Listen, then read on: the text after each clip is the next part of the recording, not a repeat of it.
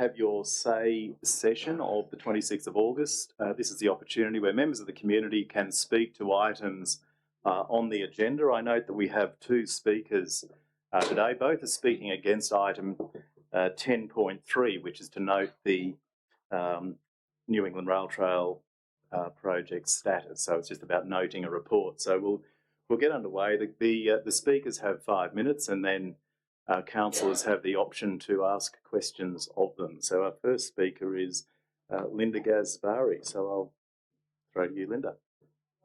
Yes, yep. Is that right? Okay. Mayor, councillors, sorry, just before we begin.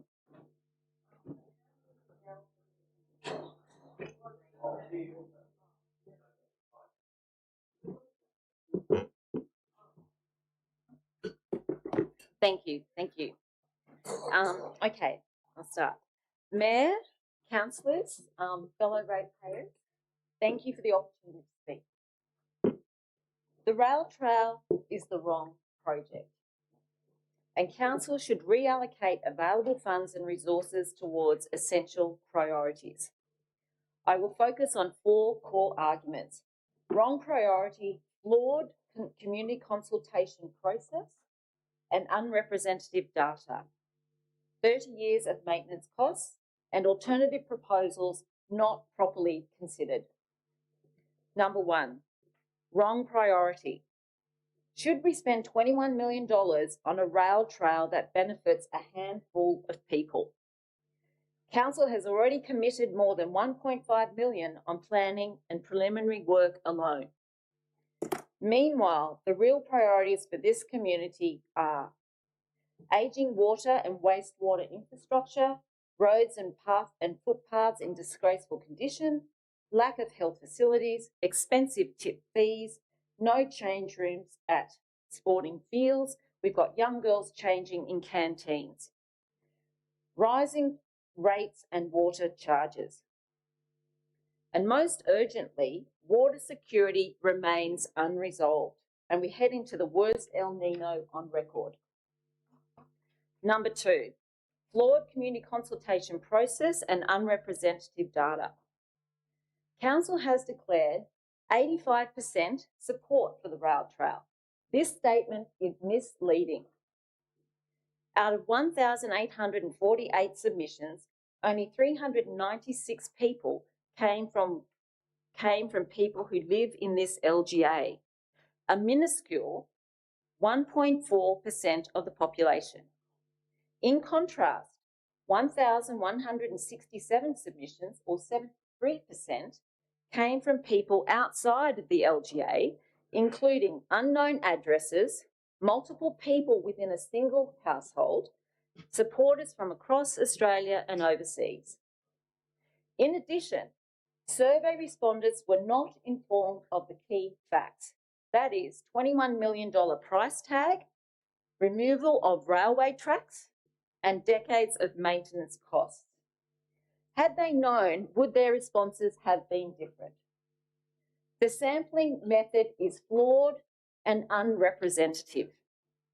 Rail Trails Australia, with 1,500 members and a website reaching nearly 300,000, were directly targeted and solicited by email to inundate Armidale Council with support, while most ratepayers were unaware the consultation was occurring.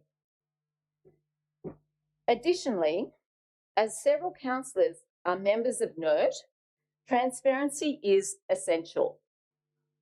These councillors ought to abstain from voting on financial matters. This consultation was a box-ticking exercise, and the process and findings do not stand up under scrutiny.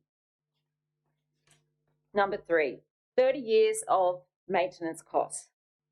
While the initial cost of $21 million to build, and apparently it's north of that, thank you, James, for letting me know, it is followed by decades of maintenance costs. Feedback from council states this amount is continuing to rise. Council estimates $102,000 per year, that's in the last business case, but comparable trails suggest our 67-kilometre trail will cost up to $259,000 annually before major periodic costs of resurfacing, flood damage or asset renewal.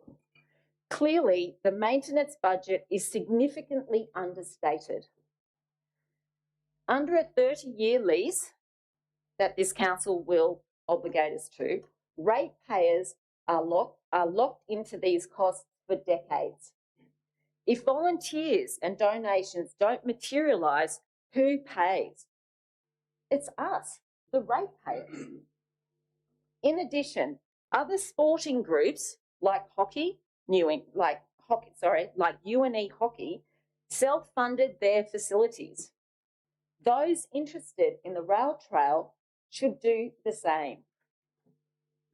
Number 4, alternative proposals not considered properly. This was not the only tourism option. Council could improve and promote our existing natural, cultural and heritage assets and better support ventures with broader appeal such as Hardman's Transport Museum, the Heritage Train, and the community wants these alternatives properly considered.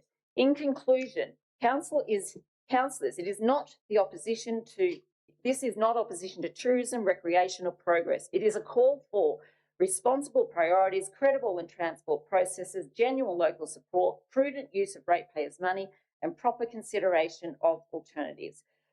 We do not accept results born from flawed methodology and lack of transparency. Thanks, Sam. We've started a petition which has already exceeded 396 supporters counted by council. The community will not stop its opposition and we will take this all the way to state government if needed. We call on council to stop spending money on the rail trail. Thank you for your time. Thank you, Ms Gasbari.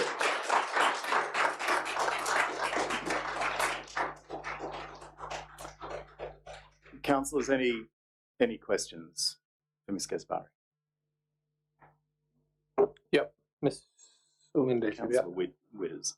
Just a quick thing on that. I note some of the other things you're concerned about regarding different approaches that council can have, like water rates, facilities, tip charges, water security, and all that sort of stuff. And they're all great points, but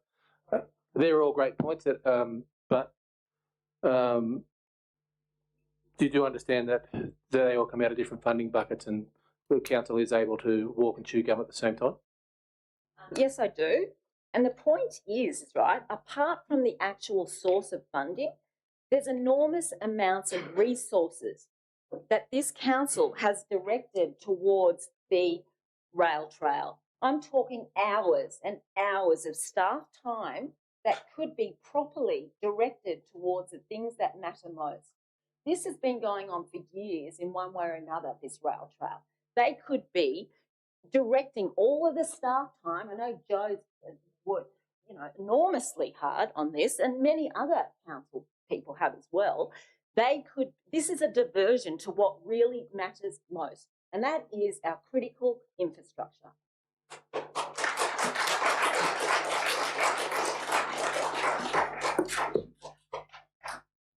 Thank you. Councillor Imad. Thank you, ma'am. Just on the use of outsiders to engage in the consultations, I believe that was open for both sides. Do you think it favoured one side and not the other? Absolutely. And my point is, they were directly targeted by an email. They were directly targeted as an external group, and that same communication was not afforded to the ratepayers, the people that count. So this council relies on passive communication, not active communication. They did not go out to the ratepayers and say, people, this is happening. There are many councils that use effective communication channels. They use their rates notice, they put messaging in their rates notices, they put brochures in their rates notices. Why doesn't this council do that? And why didn't it do this for this most divisive project?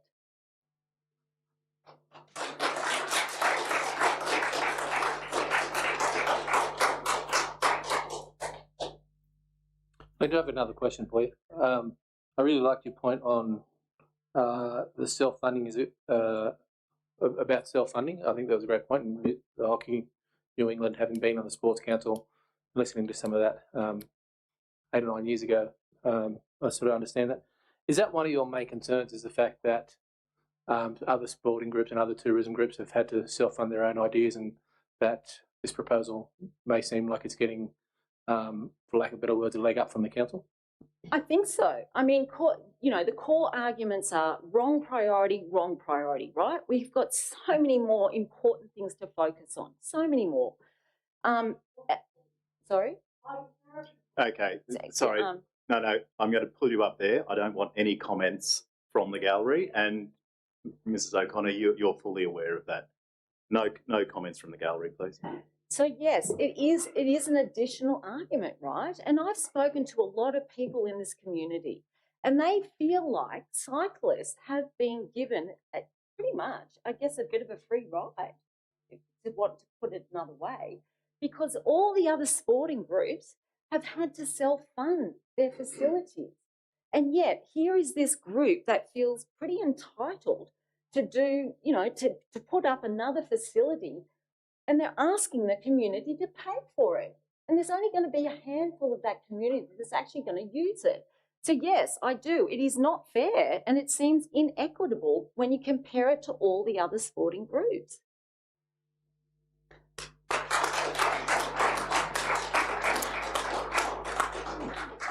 Councillor Imad. Thank you, Mr. Mayor. On the comment, as you mentioned previously about various sites sending emails, didn't Trains North and other organisations send emails and messages and direct people to engage in the consultation? Wouldn't you say that's equal level for both sides? I'm not aware of that, so I'll take that on notice, and I'll get back to you on that. Thank you. Councillor Redwood. Thanks, Mr. Mayor. Ms. Gaspari, you have an assertion that only a handful of the population of Armidale will use the rail trail. How do you know that? And I've also, essentially, the majority of people, this is a group of people, right? So it's going to be a fine gravel path. And so the majority of people are not going to use this. I'm talking about the elderly, I'm talking about disabled, I'm talking about the broad swathes of the population. There are other tourist potential opportunities here. So when you compare a niche, it is a niche thing. The rail trail is a niche project. It does not cut across demographics within the community. When you put that up against, for example, the Harbour and Transport Museum, you have a demographic that cuts across young, middle-aged, older. I do not see that occurring here. And I think the point I'm making is that, has there been a proper comparison? Because when I've asked this question before, and Sam, you'll remember it, you said there was no competition to this tourism project. I'm saying there are other tourism options, and I'm saying, were they actually considered? Were they actually assessed against this one? And I don't know, no one's been able to answer that for me. So if you can answer that, I'd love to hear from you, because what I'm saying is, it looks like this council has decided to go down this path without assessing the alternative tourism options.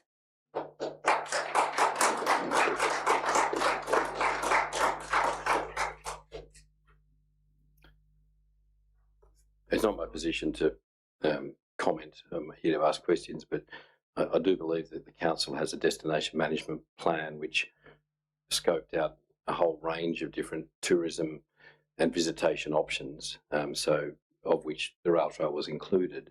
Well, I'd love to see that. I would love to see that, and the whole of the community would love to see it. Because if you can demonstrate it, that's great. But to my knowledge, when I've asked, and Sam, correct me if I'm wrong, when I asked you, you said there was no competition for this tourism project, and that this was the only tourism project that the council was getting behind. I'm saying... No. we're probably really pulling at straws here. Your position, and you're sitting up there, you're not here to ask us questions. It's a have your... Yes, but I'm just referring to a conversation we had, Sam. Yeah. That's all. And you told me that there was no competition for this project within the tourism basket. That specific, but... Well, I remember it perfectly. Okay, no, that's your take on it.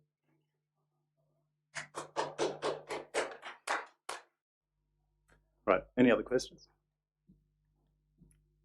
Thank you, Ms. Gaspari. Thank you very much.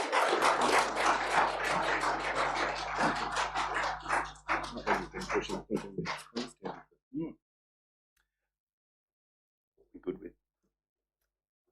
Now, I believe, Siri, you've got a PowerPoint presentation. We'll just wait for that to get up.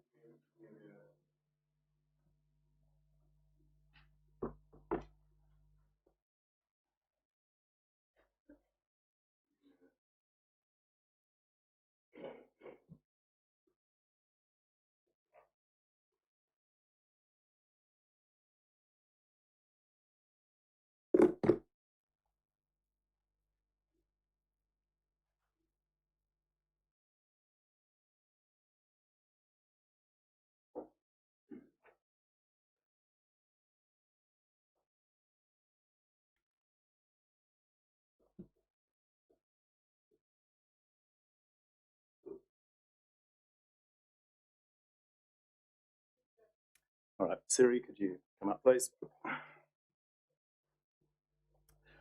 All right, Siri Gamage, over to you. Thank you, Mr. Mayor, for the opportunity to address Council today on an important matter for our community. Good afternoon, councillors. I come here actually today with the message of peace and goodwill rather than confrontation. Our communities deserve that approach.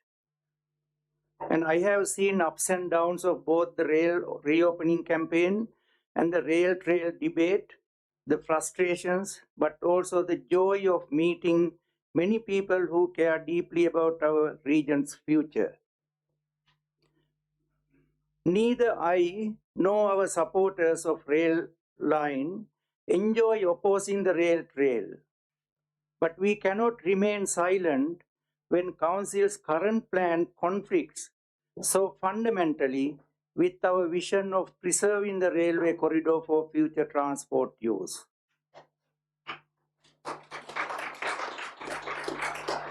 I like to mention that my online petition alone has attracted more than 5,500 supporters opposing the current rail trail proposal on formation.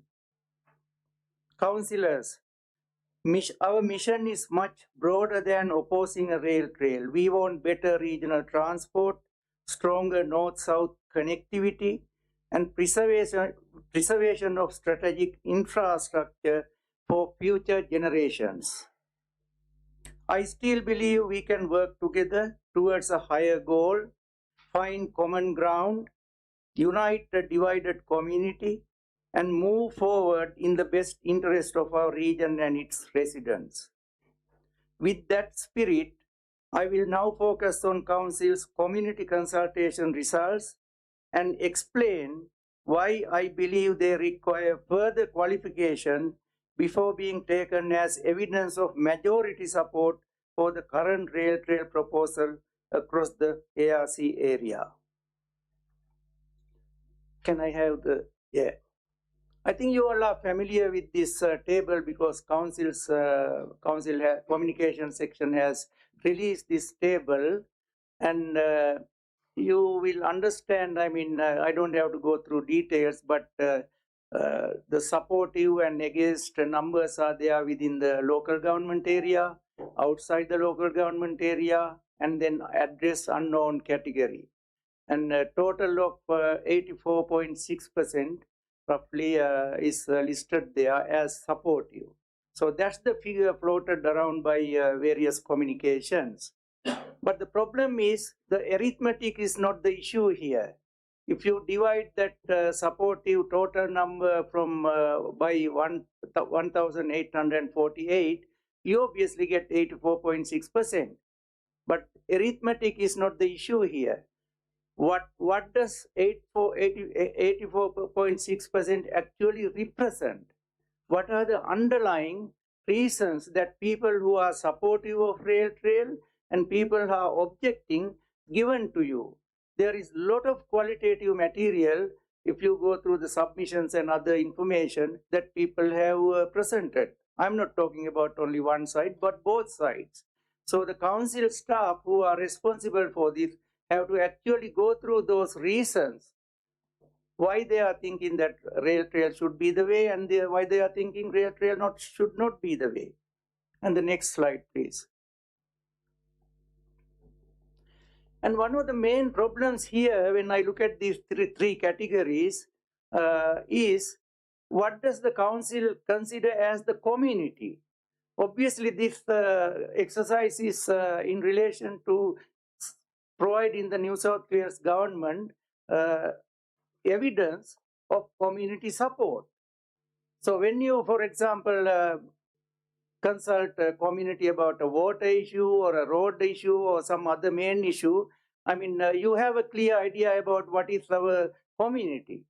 Basically, our core community here, in my view, is the Armidale Regional Council area, the ratepayers and the residents. But in this case, the community actually means, I mean, if you look at the way these results have been aggregated, it has been inside the community, outside the community, going as far as Switzerland and Alaska, Tasmania, Queensland and everywhere. And then, of course, there are the address unknown category, which combines, according to the council information, people from inside again, businesses, and also people from outside. So Siri, it's a kind Siri, of you're a now mixed bag. at 5 minutes 20, so we can bring it to you're at 5 minutes 20. Have I finished now, or 5 minutes? I'll let you bring it to a conclusion. Okay. So can I go to the so there's a fundamental problem about the community. Can I go to the next slide, please? Yeah, so my argument, I mean, you have my printout or the copy of my presentation. You can have a look at it later. But my main argument here, actually, in this presentation, is I have done some analysis with the community consultation results, and this number 84.6% headline figure has to be used very carefully, because there are various methodological and process problems in terms of arriving at that figure.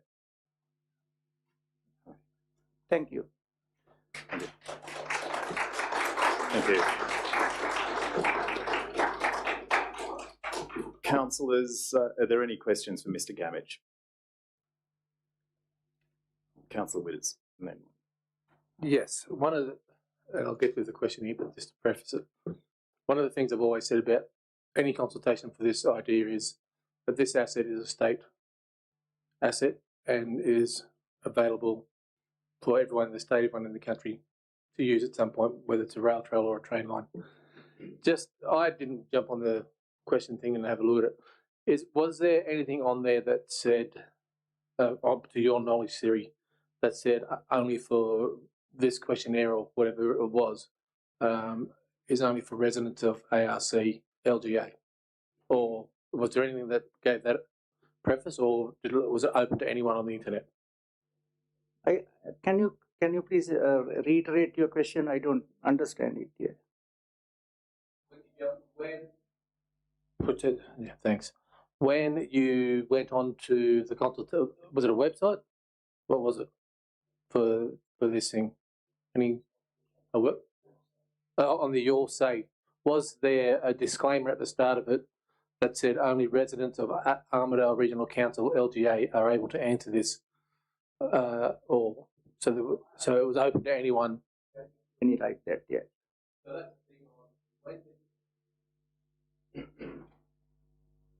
So with that, do you believe that if this goes to the next stage, that people who want to object to this to the state council, is it only people from within ARC, LGA, or can people from around the state, around the country, around the world object to the state if this proposal goes to the next stage? Yeah, I think actually I didn't have enough time within my 5 minutes to explain that.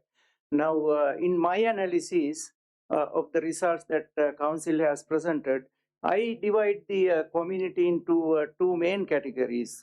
Community, basically the community within the LG area, and stakeholders. So the outside people come under stakeholders because their views are important in terms of tourism purposes, whether they will come here to ride the bicycle track and so on. So, and also our nearby council area responses are important too.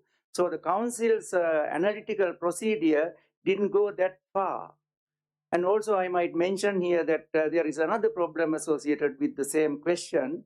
There are people who have sent support, I support the rail trail, provided that the rail line is preserved or any other conditions. I believe, and I suspect, I haven't finished my analysis yet, I believe that they have also been categorized as supportive. Conditional support, rail plus trail support, and various other conditionalities have been not taken into consideration. They have been classified as support. That is wrong. So my understanding from what you're saying is on this report, you would like to see more headlines on, no, I don't agree with it at all. No, I don't agree with just the line. I would like a rail line and trail. Yes, I agree. I just want the rail trail. Yes, I agree. It should be rail and trail. Yes, it should be done like this. So you would like to see a bigger, more broader table on the investigations and what was done in the responses. That's exactly my position, and what I'm asking the council respectfully is that separate clear support from qualified, conditional, rail and trail, rail retention options. Because they are complex answers, because you cannot go by black and white kind of categorization. And also there is a fundamental problem in address unknown category, because there are three groups lumped together. So that we don't know how many inside people are there. So those kind of detailed analysis is required before this is presented to the state government. Otherwise, it will be facing a lot of problems. Thank you. Councillor Ahmed. Thank you, Mr. Mayor.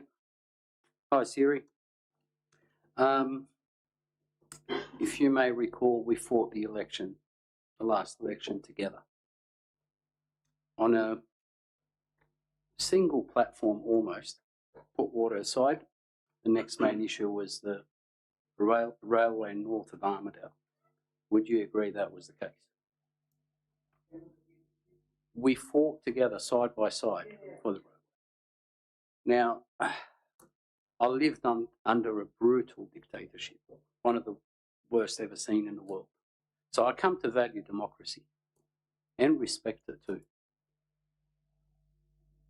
When we fought that election together, and it was a vicious campaign, it was called the ugliest Armidale has ever seen. I was one of the main instigators. And I fought these people that are my colleagues now. But when you look at the result of that election, I just want to forget about the consultation. At that election, my opposition over there received 48% of the vote. And then, sorry, whatever, but over 48%. That's one group alone. And then you add to it the other various groups that were fighting together on the same issue. Wouldn't you say that that is a conclusive evidence under our democratic system that the majority of the people have spoken?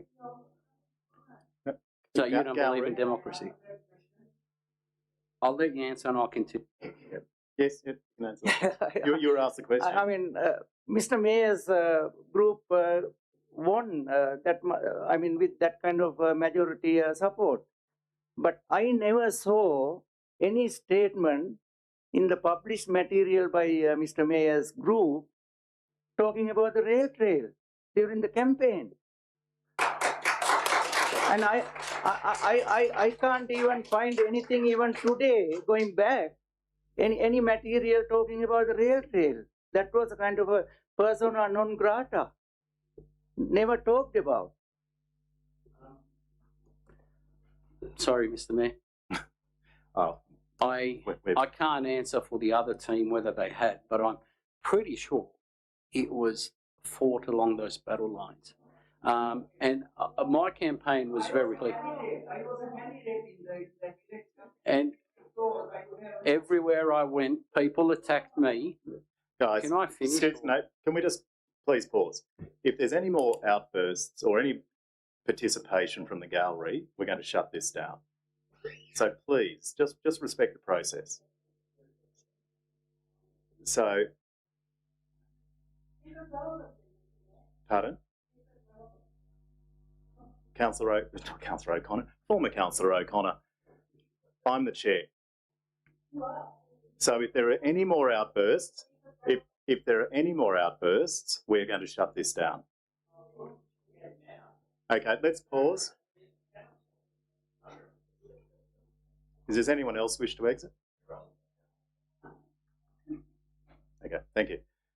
Let's keep a direct question to Mr. Gammage, please. It was about whether.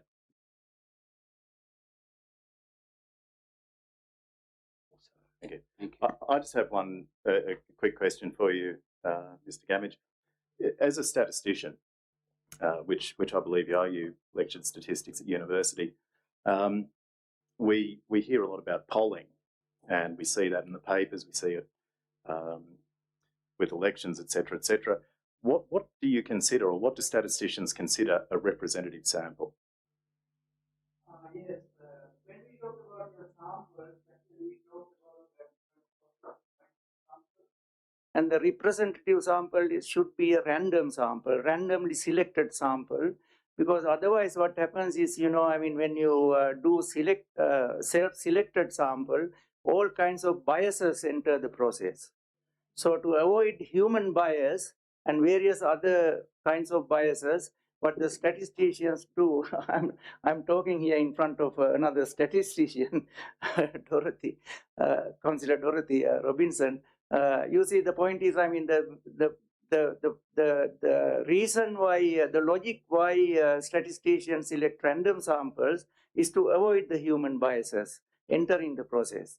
So it has a random sample, basically select kind of a machine selected sample. For example, if you have 30,000 population in this area, if you want to select a random sample, you will feed that 30,000 into a computer and then select 400 or 500 or something. That's what polling people do. So then it becomes a representative. You can extrapolate your sample findings from the sample to the general population. But in this case, it cannot be, actually it cannot be extrapolated to the general population. Thank you.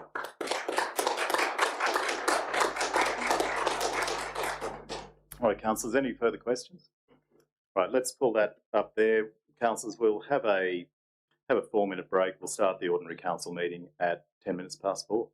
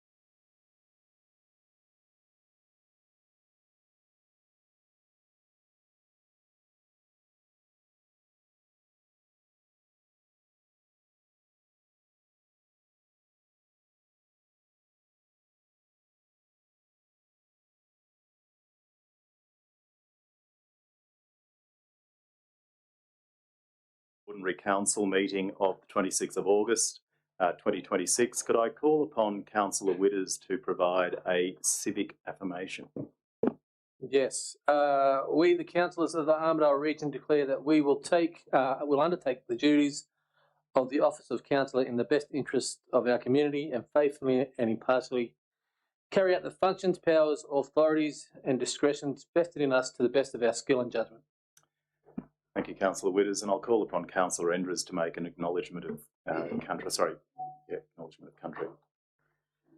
Thanks, Mr. Mayor. We acknowledge the traditional custodians of this land and pay our respects to elders past, present and emerging. The Armidale Regional Council pays tribute to their love of land, love of people and love of culture. Thank you, Councillor Endres, and I'll call upon the General Manager to make a statement regarding live streaming. Thank you, Mr. Mayor. This meeting is being audio and video recorded, and the recordings of the non-confidential parts of the meeting will be made available on the website. No other persons are permitted to record the meeting unless specifically authorised by council to do so. And could I ask that all mobile phones be set to silent, please? Thanks, Mr. Mayor. Thank you, Mr. General Manager. And councillors, I note that there are no apologies and everyone is present, which brings me to item 4, disclosures of interest. So having reviewed the agenda, do any councillors need to declare a conflict of interest? Councillor Gadders. Yes, thank you, Mr. Mayor. I'd like to declare a non-pecuniary interest and also non-significant for item 10.4, and I intend to remain in the chamber. Thank you. Thank you, Councillor Gadders. Councillor Tabor, your light's on. Is that you on as well? Yeah, conflict of interest with 10.3. I have interest in a commercial venture in Guyra, and we believe we need rail access, so I'll declare my interest and won't be voting. Thank you. Thank you, Councillor Tabor. All right. Before we get into the body of the meeting, I want to acknowledge the passing of David Redwood. He was the father of our very own Deputy Mayor Todd Redwood. He was also the tourism manager at council in the 1980s, so that was a role that he fully embraced, and he introduced a raft of innovative approaches, putting our region on the map. People, when I'm getting around, they still speak very fondly of David and as a person, and also for what he achieved, and I know that heaven will be a much livelier and fun place with David and Dolly arriving on the same day. So sort of worth tipping the hat to David. Item 5.1, confirmation of the minutes of the Ordinary Council meeting held on the 22nd of July 2026. Council is being asked to note those minutes. Can I call for a mover, please? Thanks, Councillor McMichael. A second to Councillor Ahmed. Anything to say there, Councillor McMichael? No, thanks, Mr. Mayor. Councillor Ahmed? No. All right, councillors, let's put that to a vote. All those in favour? Thank you. I declare that carried unanimously.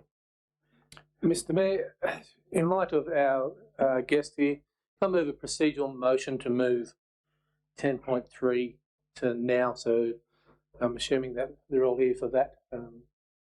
So if that is possible, I'll move that motion if I can get a seconder. Okay, thanks. And a second to Councillor McMichael. Alrighty, just for those in the gallery, so you know, we've just moved a procedural motion to bounce. Well, it's moved and seconded. We haven't passed it yet.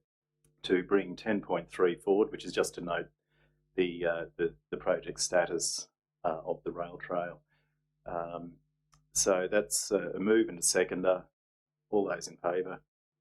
Thank you. I declare that carried unanimously. So we'll jump to 10.3. So as Councillor Witters pointed out, it's been the subject of this afternoon's Have Your Say presentation and also the gathering by the community. Details of this are from page 45 of the agenda, and the recommendation is that Council note the report. Can I have a mover, please? Thanks, Councillor Redwood. Second to Councillor Witters. Anything to say, Councillor Redwood? Councillor Witters? I just had a few questions for the staff, I think, directed toward. Which staff member am I asking this to? Through you, Mr. Mayor, would say whoever it is. So looking at the background, number 3, that table on figure 1, I think it is. Are we still in stage one of the proposal? Stage one of the proposal, sorry. Yes. What thing across there are we in at the moment?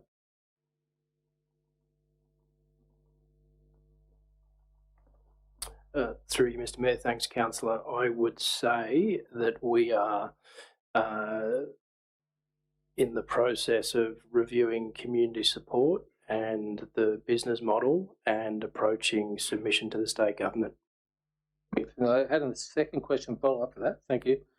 Once we move out of stage one, just so at the end of stage one we go into stage two, is it then Transport for New South Wales takes over it and council then has no longer anything to do with it, and then any community consultation or community questions that then get directed towards Transport for New South Wales?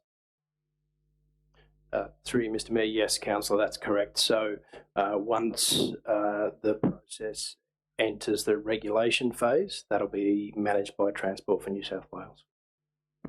Sweet. All right. So as the seconder for this motion, just have a quick chat. At some point, we're going to have to do this. That's what the trial framework's all about, whether you like it or not, whether you voted for it over the last 10, 15 years. This is where we are in the process. It can be likened to a DA. Council believes they've got a good idea. They're doing their due diligence to prove that to Transport for New South Wales, state government or whatever, so we're at that stage. One of my things, looking at some of the key risks and issues, they are an interesting point, and there were a few things that I thought would come up in regard to this. I think it was biodiversity and Aboriginal heritage might have been the two. So just would be interesting to see next month's report where they are up to. And also, just a clarification, the numbers for 5.3, I don't know what page it's on. I thought I did write it out of that report. Can I just get a clarification on where they come from again? Well, I just try and. I think it's 5.3. Yeah.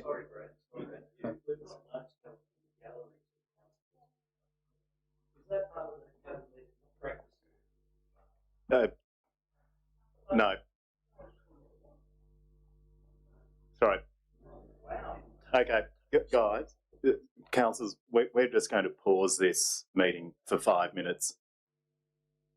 The meeting's on pause. We'll come back to Councillor Witters. Just whilst we're in this pause, the behaviour from the gallery is well outside the code of meeting practice. We indulged that a little bit during the Have Your Say, but it's just not on in a council meeting. If anyone has any problem with that, please leave. If you continue to breach it, we'll pause and we'll ask you to leave, specifically. So I'm going to ask now, does any member of the gallery have an issue complying with the council's code of meeting practice? I understand that you may not be across what that is, but it doesn't vary much from common decency. Any problems? This is a question of the gallery. All right.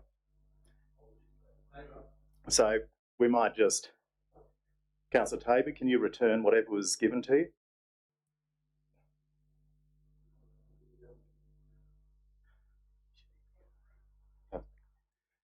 Now, Councillor Tabor, you're not voting on this, so you won't be speaking on this. You won't be speaking on this? Okay. All right. We'll now resume the meeting. Yeah, so engrossed in my own thoughts, I missed the action. You were 5.3 sustainability. Yeah, sustainability, sorry. I was just looking for clarification on how those numbers were come about, but if you can just take that on notice and send me an email, that'd be good. Thank you. Thanks, Councillor Witters. Councillors, any further questions? Councillor Imad, and then we'll go Councillor Robinson. Thank you, Mr. Mayor. Just a clarification question regarding this motion. Are we simply noting a report? Are we voting on anything substantial to do with spending or commitments to it? Thank you, Councillor Ahmed. We are just noting the body of the report. I'll continue with my question. And could I also get a clarification on how this rail trail, the proposed rail trail, is to be funded? Specifically, will ratepayers' money be used to build it? Thank you. Through me to you. Thank you, Mr. Mayor.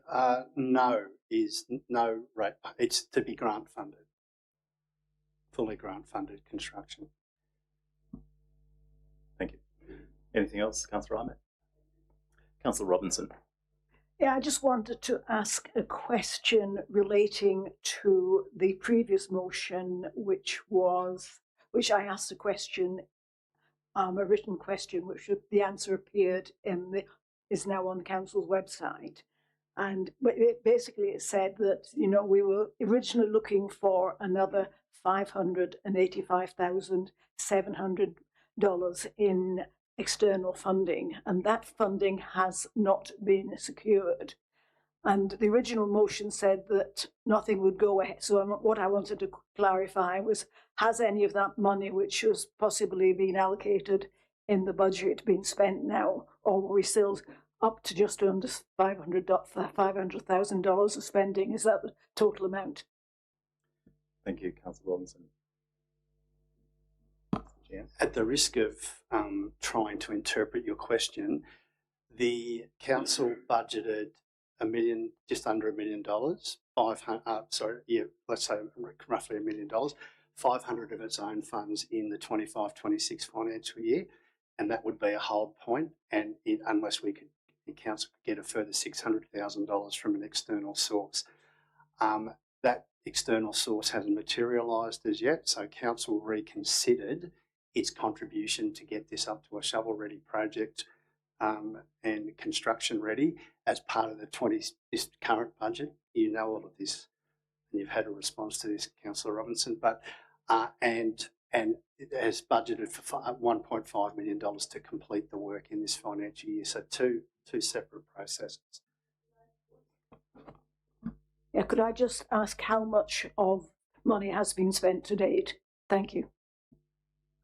In the 25-26 financial year? In the budget. 25-26 and the current financial year 26-27. I don't know what the expenditure is to this point in 26-27, but the expenditure in 25-26, we said we wouldn't go beyond that $500,000 mark, and I think it was about 485 in round figures. All right, councillors, any further questions? Thank you. All right, all those in favour of noting the report? And Councillor Tabor, you were abstaining? All right, thank you. I declare that carried.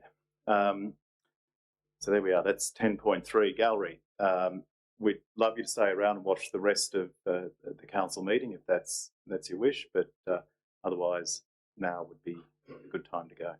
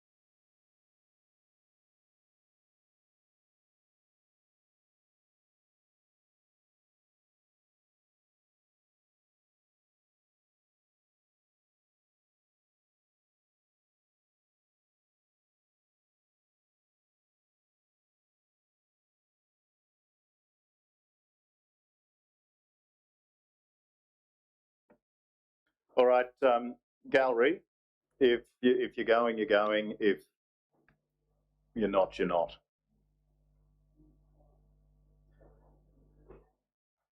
Also, gallery, I'll remind you that the gallery is not a place where you chat. Outside is a place to chat.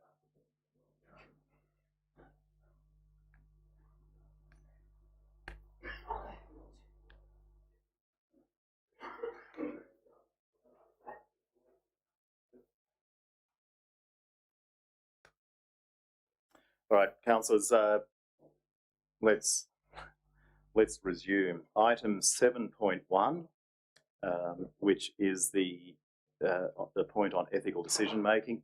This is a standing item to guide councillors in making these ethical decisions. Councillors being asked to note the report. We have details from page 5 of the agenda. There is a recommendation on the screen. Can I have a mover, please? Thanks, Councillor Witters, seconded Councillor Endres. Let's put this to a vote. All those in favour? Thank you. I declare that one carried unanimously.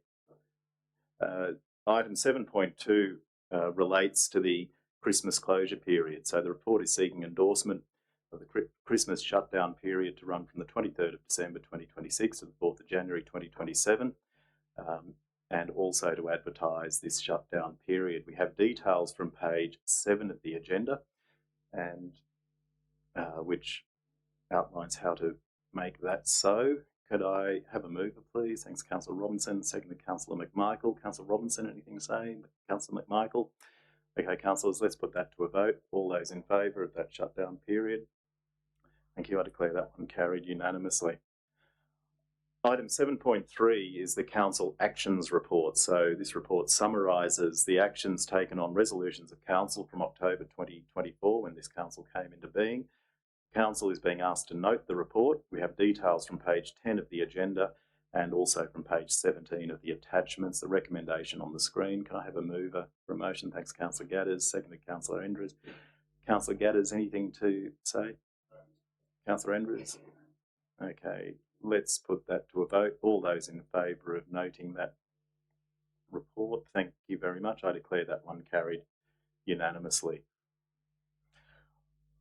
Item 7.4 is in relation to the McLean Care change of control. So the report is seeking consent to assign the lease of 8 Prisk Street, Guyra, being the Kalara residential aged care. So from McLean Care to Respect Group. We have details on page 12 of the agenda and page 53 of the attachments.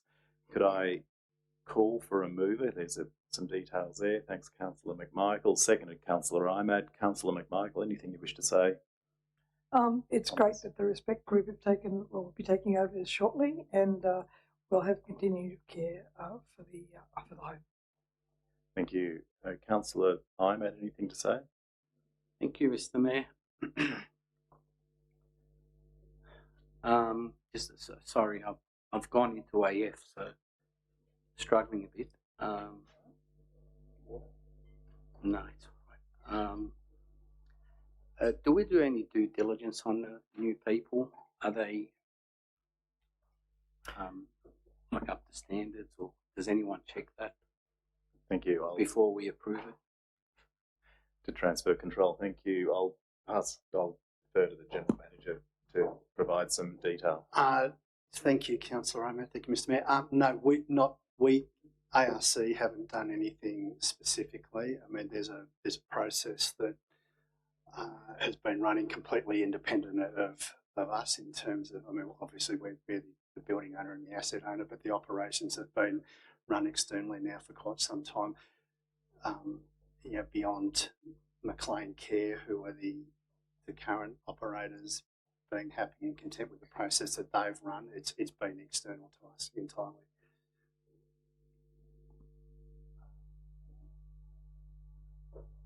Yeah, Councillor Witters. Yeah, it's great to see that this,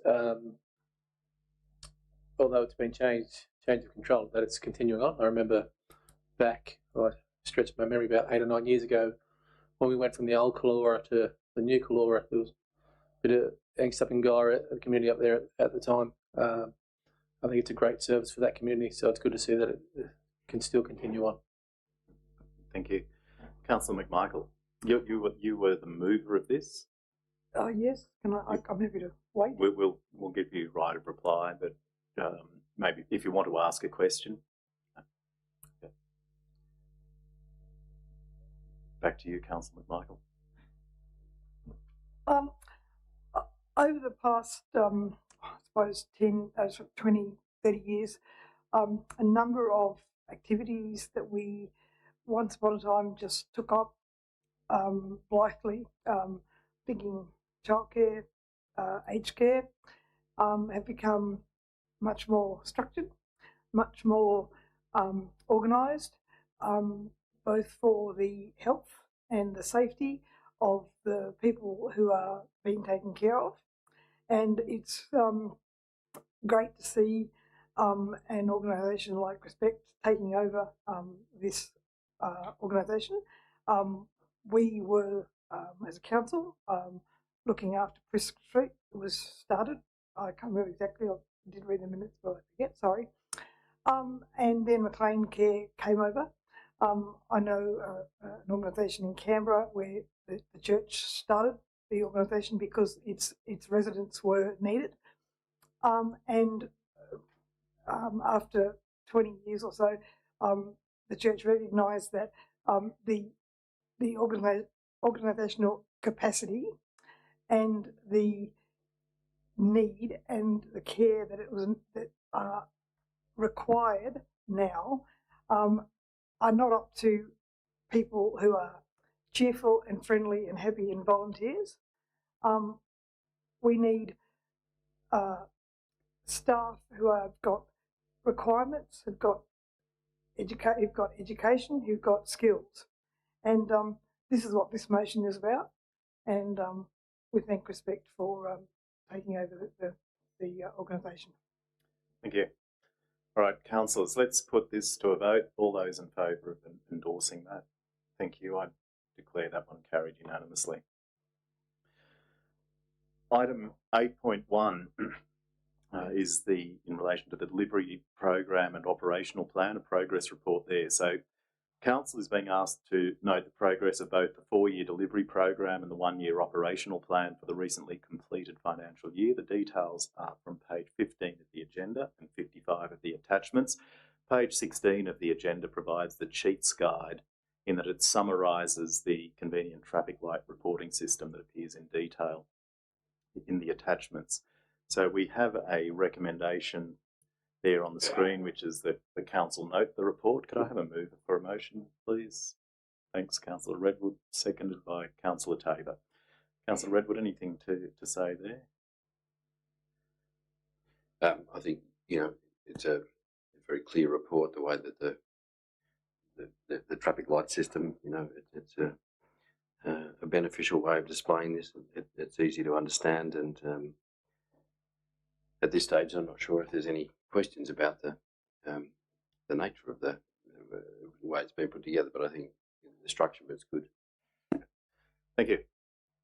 Councillor Tabor? No, Mr. Mayor. Councillor, does anyone else wish to speak to this? Councillor Tabor, can you just turn your microphone off, please? Sorry. Councillor McMichael. Look, I think it's a great system. I think it helps the community see what's being done, what we've chosen to do, and the reasons that that we've done them. And certainly, if they want to ask why a project's been deferred, it's easier to see that it's been deferred and what's the reason for it. And on the other hand, there's lots of interesting green ticks that we've actually done a significant number of projects. So I think it's fantastic. And, here's to the new museum just down the street, and the one at Hillgrove, fantastic, as well as parks and all kinds of interesting things.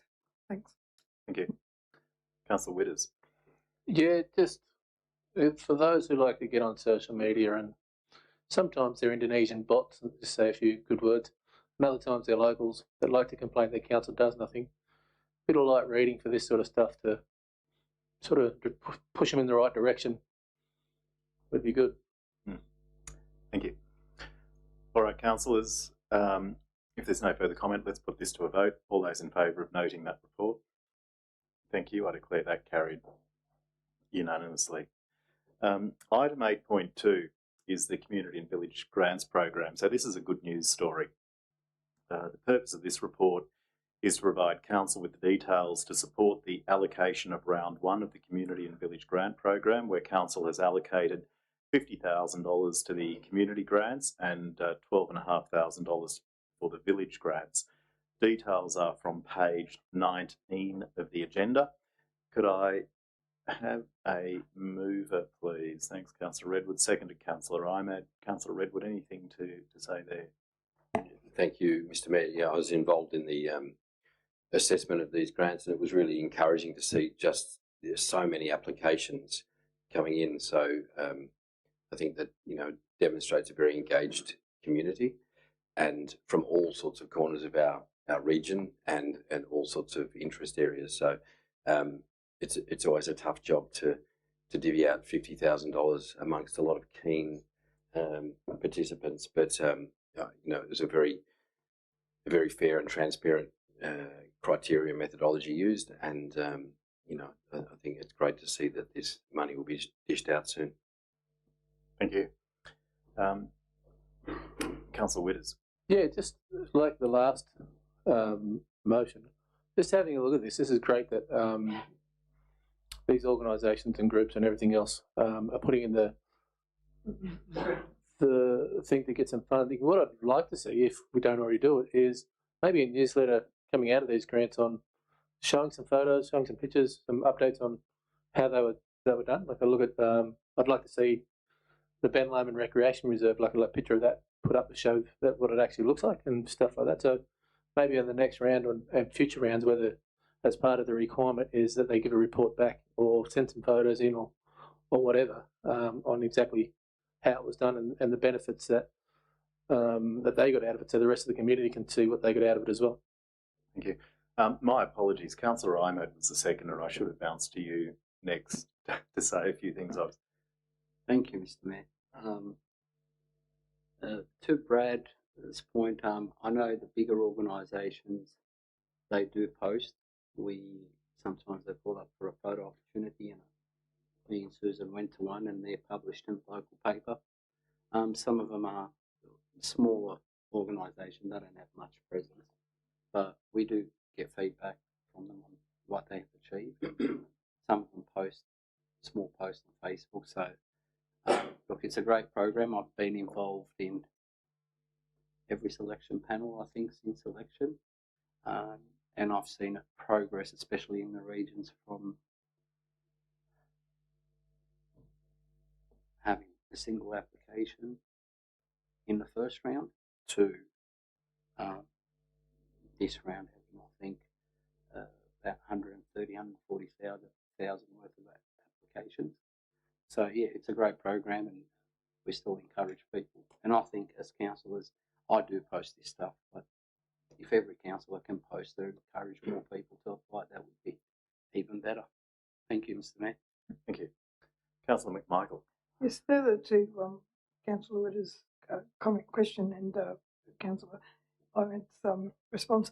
Yes, we do ask the groups to put up photos and stuff with our, what we've done, and I know the communications team do their best to go places. We've been up to Guyra and the one of the rural fire people. We took some photos up there, so yeah, we do, and it's been fabulous to see so many community groups be involved all around the region, and it's great. Thank you, Councillor McMichael. Councillor Andrews. Thanks, Mr. Mayor. I just congratulate all the organisations out there in the New England area. I mean, it's so good to see these people putting in for grants. A lot of them are small. They do struggle. So well done to all those communities and all those organisations that have put in the applications. Thank you very much. All right, councillors, let's put this to the vote. All those in favour? Thank you. I declare that one carried unanimously. This brings us to item 9.1, excuse me. It sounds like I'm getting emotional. It's the cash and investment report. I am emotional because we've got $5 million less cash and investments than last month. But the report provides a an overview of the monthly cash and investments for July 2026. So the key feature is the interest, which becomes sizable given the amount that we hold in cash and investments, which currently sits at around $146 million. So details of this are from page 24 of the agenda. Council, again, is being asked to note the report. Could I have a mover, please? Thanks, Councillor Robinson. Seconder. Thanks, Councillor McMichael. Councillor Robinson. Yes, I'm happy to note the report, but I would ask one question about halfway down the middle of page 26, where we have an investment of $20,000 with a yield of 39%. I presume that's a typo, but could you confirm that? Through me to you, Mr. Martin. Sorry, through you, Mr. Mayor, and Council. I'll have to double check that, but it would be unusual. We've got a $20,000 investment. And a 39% yield. At 39% more specifically. Yes. The monthly accrued and the total accrued just doesn't match up for any of that. Okay, thank you. Councillor McMichael, you were the seconder. Any questions, comments? Anyone else? All right, let's put that to a vote. All those in favour of noting the report? Thank you. I declare that one carried unanimously. Item 9.2 is in relation to the draft financial statements and their referral to audit. So the purpose of the report is to endorse the 2025-26 financial statements. To audit, the details are from page 31 of the agenda. The recommendation on the screen sets out the steps to bring this into being. Can I have a mover, please? Thanks, Councillor Gadders. And seconded, Councillor Enders. Councillor Gadders, anything to say?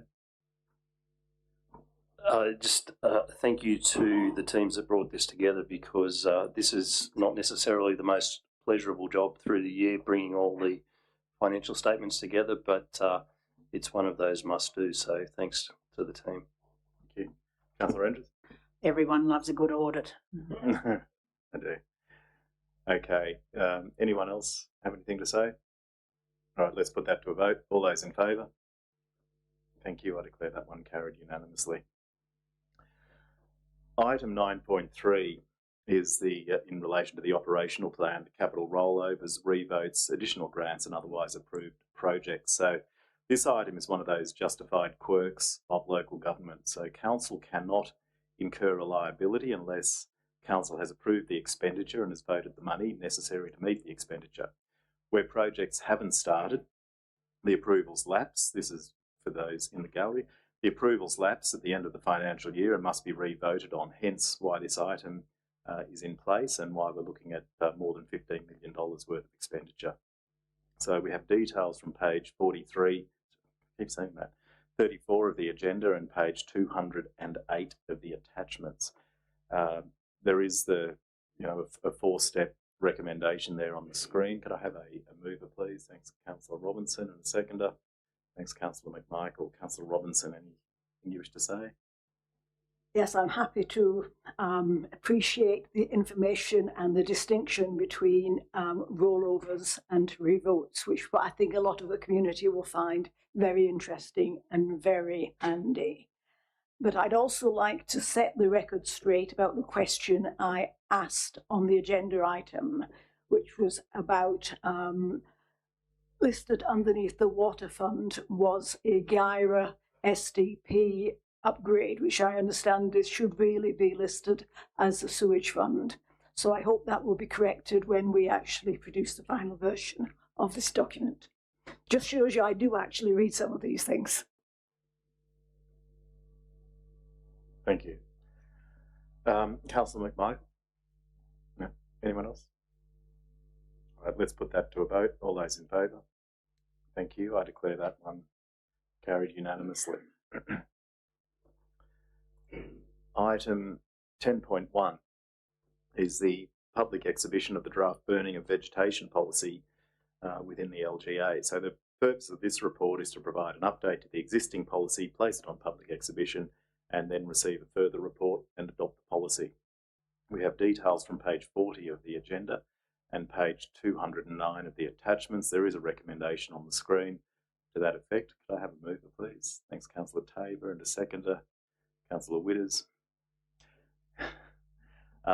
Councillor Tabor, anything you wish to say? Look, only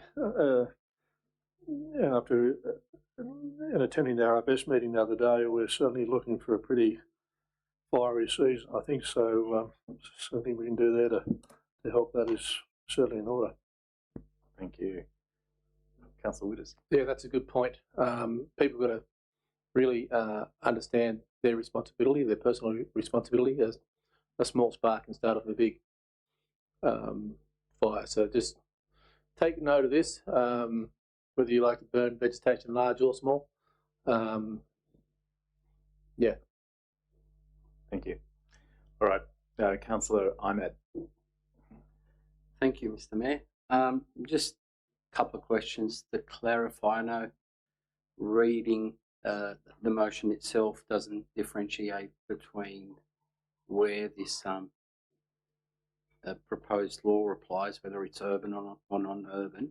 I know the attachments do, but just for clarification, could staff clarify for the community exactly where this policy applies, and particularly whether the restrictions applies to burning within the Armidale urban areas, and what provisions apply to Guyra and rural areas? Question one. Question two, how will this affect families having a good afternoon, lighting a barbecue to put a snag on? Is it going to create extra policing? Is it going to expand council resources? Will it be illegal to light up a pit and have a barbecue? Thank you. Councillor Ahmed, page 211 of the attachments, that covers recreational and cooking fires, and then also burning in rural areas, including Guyra. So I might direct people to have a look at that if need be. However, who is our officer?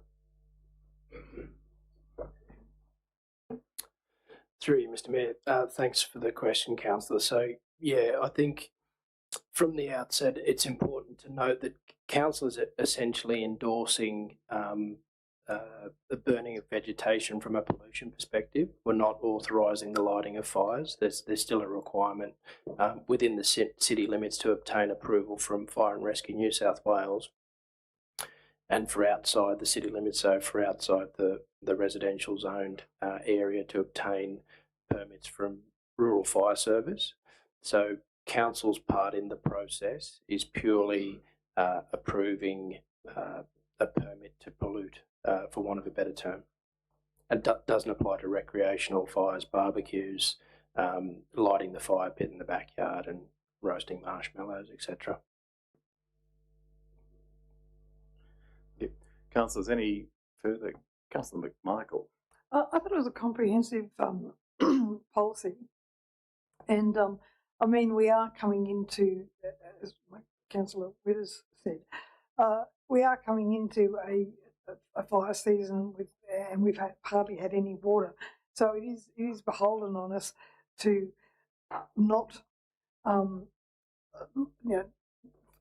to be really careful about fires.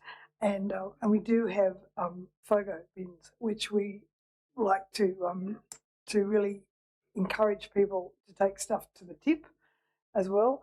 And so, I mean, there ought not to be any reason to light fire and get rid of burning wood, burning vegetation. I mean, people ought to be able to, we ought to be encouraging that through any other way we can, through as many ways as we can. And I thought it was a comprehensive policy. And if people would like to, it's going to be on public exhibition, and if people would like to respond to it, that'd be great. Thank you. All right, councillors, there's no further question or comment. Let's put this to a vote. All those in favour? Thank you. I declare that one carried unanimously. Having done 10.3, this brings us now to 10.4. Yeah, we could do that one. Sorry, that's the I crossed out the wrong one. Let's Okay, well, let's go sequentially. Fine. We'll do. Let's do 10.2. The public exhibition of the draft compliance and enforcement policy. So the purpose of this report sets out the steps for council to have a compliance and enforcement policy. We have details on page 42 of the agenda, and there is a copy of the draft policy from page 222 of the attachment. So there is a recommendation on the screen. Can I have a mover, please? Thanks, Councillor Enders, and seconded Councillor Robinson. Councillor Enders, anything you wish to say?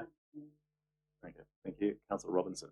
Just that these are all important policies and I encourage everybody to read them, and if they have any comments, please then send them into council. Thank you. Okie doke. Anyone else wish to speak to this draft? Councillor McMichael. This draft is interesting. I mean, it sets out what council can do and also what it can't do. So, yeah, I encourage everyone, as Councillor Robinson said, to look at it. I mean, you know, we do have, we can do some stuff, we can't do everything, and we work with a lot of other bodies. Thank you. Right, anyone else? Let's put that to a vote. All those in favour? Thank you. I declare that one carried unanimously.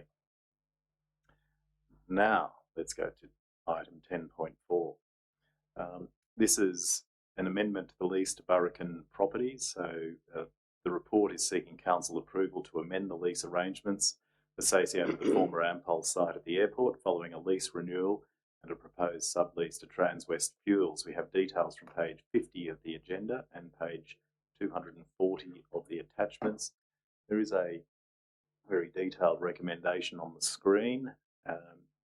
Do I have a mover, please? Thanks, Councillor Tabor, and a seconder. Thanks, Councillor Enders. Councillor Tabor, anything you wish to say here? Just a question. I noticed in the lease we're not allowing cooking facilities. Is that because we're protecting our cafe in the airport? Thank you. A question which I'll defer to Chief Officer Boyce. Through you, Mr. Mayor, thanks for the question, Councillor. So the reason that this is coming back to Council is we're seeking to remove those restrictions from the lease at the request of the lessee. I think there's a fair bit of history as to why Council way back when introduced those restrictions. I don't think it was directly related to the cafe. I think it was related to some other potential food outlets in the neighbourhood. But certainly, it's our very strong recommendation that that those restrictions now be removed to ensure that we've got an ongoing operation there at the facility. Thank you. Point of order, I'll go to our seconder first, which is point of order. Yes. May I be excused for 2 minutes? You may.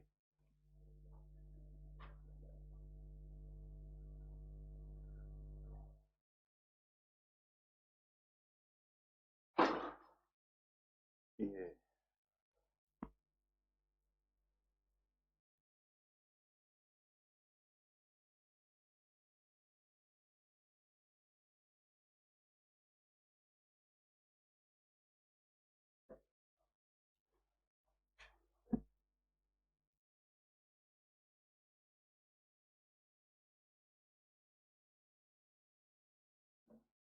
Okay, we'll just keep going for a few minutes anyway. Councillor Enders, you were seconding this, but anything you wish to say? No. Okay. Sorry. Sorry, Council.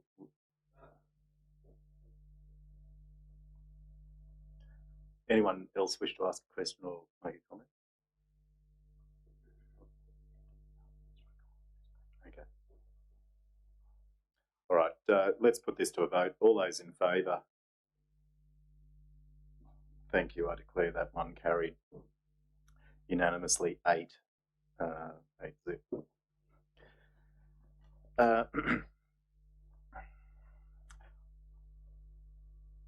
Actually, Councillor, I know we were just thinking about Councillor Imad. We might just pause the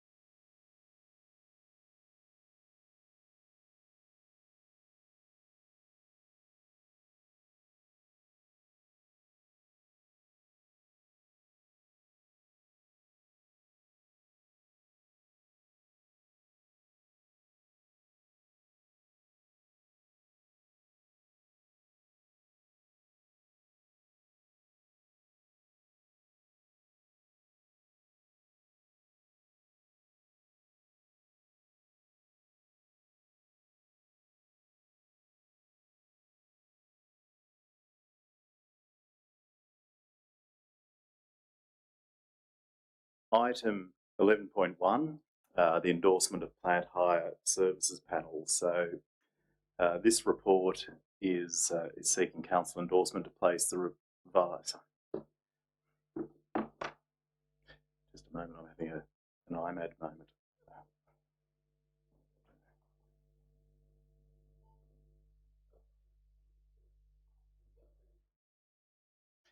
11.1, the drought management plan. So the report is seeking council's endorsement to place the revised drought management plan on public exhibition. We have details from page 54 of the agenda and 244 of the attachments. We have a recommendation on the screen. Could I have a mover, please? Thanks, Councillor Robinson, and a seconder. Thanks, Councillor Gadders. Councillor Robinson, would you like to speak? Yeah, well, with a declared El Nino, drought management has the potential to become a really important issue in the next few months or the next 6 months in our community.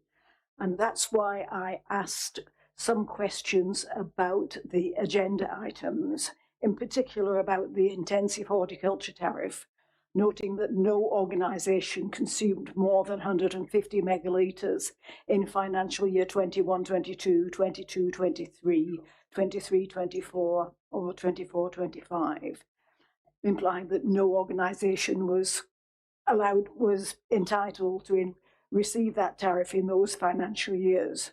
However, in the 25-26 financial year, we now know that consumption increased, and so the intensive horticulture tariff, the reduced rate, will apply from this year, which is something maybe we should be thinking about or maybe open to consider for the public for future years as we consider this plan for the future. And I also asked a question via Councillor Dyer about the one residential user that used over 100,000 kilolitres, which is the equivalent of 10 days total water production in 24-25. And I will find out more about that and ask via the councillor direct option. And then if I'm allowed to reveal more information, or if the public is entitled to more information, then this again could be made public during the consultation process. But I certainly hope this is a really important issue, and I think a lot other people would actually like to know more about the option, whether we achieve our targets or not, and which organisations are using the high water, and whether we're all pulling our weight when we are tending to try and conserve water, as we will need to do in this drought when we're on level 2 water restrictions. So I would like to see if we can get more information about that during the consultation period, because every bit of information helps have a more enlightened and more informed consultation. And that's what we all want. Thank you. Thank you, Councillor Robinson. Councillor Gadders. Thank you, Mr. Mayor. This is a very important document for us to have a read of, considering where we stand today on our restrictions and what's potentially ahead of us. If I could please ask, excuse me, a question through you, Mr. Mayor, to the relevant Chief Officer, and maybe potentially also as a little bit of a public service announcement on this one. But there is a key part in this document. We're currently at level 2 restrictions, and the document does talk to triggers going from level 2 to level 3 by chance. So it's not just the level of the dam and our water security, it's also how long that we perhaps are not able to achieve the recommended levels on our water restriction. So, Chief Officer, you could just explain a little bit more about that particular trigger and how we're affected by it. And the second part of the question is, how are we doing on average as a community at our current 170 litres a day level? Thank you. Yeah, thank you for the question, Councillor Gullis, and through you, Mr. Mayor. And I like where you go with the public service announcement. You're right, the dam levels aren't the only trigger that kicks us into further levels of water restrictions. there is a behavioural component to that. So what's included in this drought management plan is that if we don't change our behaviour as a community and achieve a certain target per person per day, we have the imprimatur in this drought management plan to be able to move into the next level of restriction irrespective of the dam's height. And so effectively what it's saying is, and with the changes to the drought management plan here, they were quite tight at the top. So, and what we're actually just allowing us a little bit more flexibility there. So the more water in the dam, the more time you've got to change your behaviour. The less water in the dam, the less time you've got to change your behaviour, and the weeks in behavioural change will reflect that. The second part to your question was how we are going in our water conservation. Not great, not good. We're not hitting our targets at the moment. Thank you. Thank you. Councillor Witters and then Councillor. Yep. So one of the things I like to do, because I'm a nuffy for it, is I like to keep an eye on certain things that trigger our rain systems. One of them, again, has been mentioned, is El Nino, and everyone, I think, understands how bad it is this year. But we've been lucky this year. I think I don't know how much truth was it that in certain parts of Australia that we're expecting fairly dry weather. It's actually been the wettest El Nino year on record, I think, and that's got to do with a couple of other things. So the Pacific Ocean to the east of Australia is still a bit warm, so it's drawing in moisture, and the Indian Ocean dipole, I think it's called, is in I think it must be a negative, which is counteracting and drawing down that tropical heat from up there, which is bringing some more rain to us. So we've been lucky. But what it does is it puts a bit of false sense of security into the community, because they see it's raining, they see it's green, they think, oh yeah, the water must be filling up. But at the moment, as Chief Officer Schaefer has stated, we're not getting that inflow that we need to top the dams up. So although it looks like, yes, things are green, we're getting the rain and all that sort of stuff, we've got to change our behavioural patterns until the dams and the catchments start to get enough inflow in to re-top it up. So don't be fooled when you're looking at this and you're looking at the community, at the environment at the moment. Don't be fooled when you see, oh, I've got to mow my grass, so there must be enough water, or it's rained for a little bit. We need a fair bit of rain at the moment to re-top those up. So I really highly encourage the community to get back into the spirit of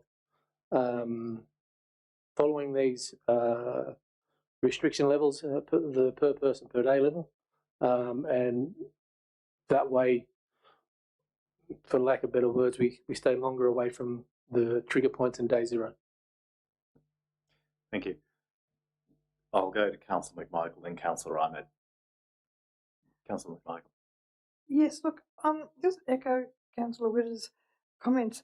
It's really hard to go back to the buckets in the shower and those sort of things, but we need to do that. I mean, we need to cut down our water things, and I'm not quite sure whether it's because, like last night at my place it rained, and I'm not sure about everybody else's and how far it went, because whatever. But it's like it feels like it's a bit wet around the place, but it really isn't, and we need to do more active water saving devices. Councillor Enders has been suggesting some things with her publicity. I mean, it's hard going and it's boring, but it helps when we do stuff. Thank you. Councillor Enders, then Councillor Ahmed. Sorry. All I can say is take note of the shower cap ads. They're very convincing. Thank you. Councillor Ahmed. I heard there's some footage of Mr. Galletly and Mr. Witters doing something funny. Anyway, maybe you can go back to that. I'd like to be a bit of an optimist, and there's a couple of weather guys that I check out every now and then. They're predicting a lot of rain apparently towards late October, early November. So let's hope so. I just got a question about the enforcement and the regulation. How do we regulate this? Is there inspectors or rangers that go out there, or what's the level of enforcement we have in place?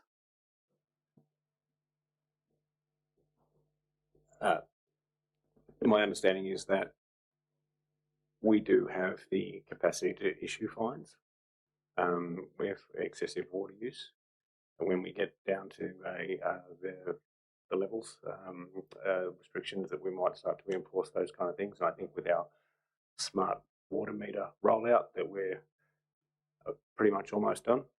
We've got centralised monitoring, and we can actually see the variations in consumption, and that makes that process a lot easier. The water meters were the next part of my question. Would there be a level of enforcement through reading water meters, let's say on level 4 or 5, and determining whether they've gone above the average and they will face some level of enforcement or fines?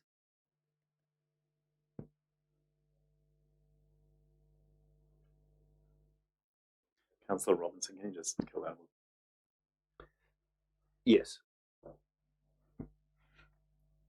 All right. There are no further questions. Councillor Robinson, did you have a question or a right of reply? Yeah, that's all right. I just want to thank Councillor Gaddis for his comment about the behavioural component, and just emphasise that because of this, it's critical that the public understand how this behavioural component is calculated. And it's why I've asked questions online and which are now available on the website, and why I would like further information about this, because it's really would be good to explore what more information the public will need to achieve the best result and the best conservation actions for a community, just in case we need it with the El Nino coming, because it could be critical. So the more information we have, the better. Thank you. And the better consultation, the better. Yes. Sorry, Chief Officer Shade would like to respond to that. Councillor, you've just opened the door for another public announcement, effectively, because one of the things we can do is with the smart water meters, you can actually log on to a portal and you can actually see how much water you're consuming. And that's really important, I think, when we go into the springtime and we're starting to grow.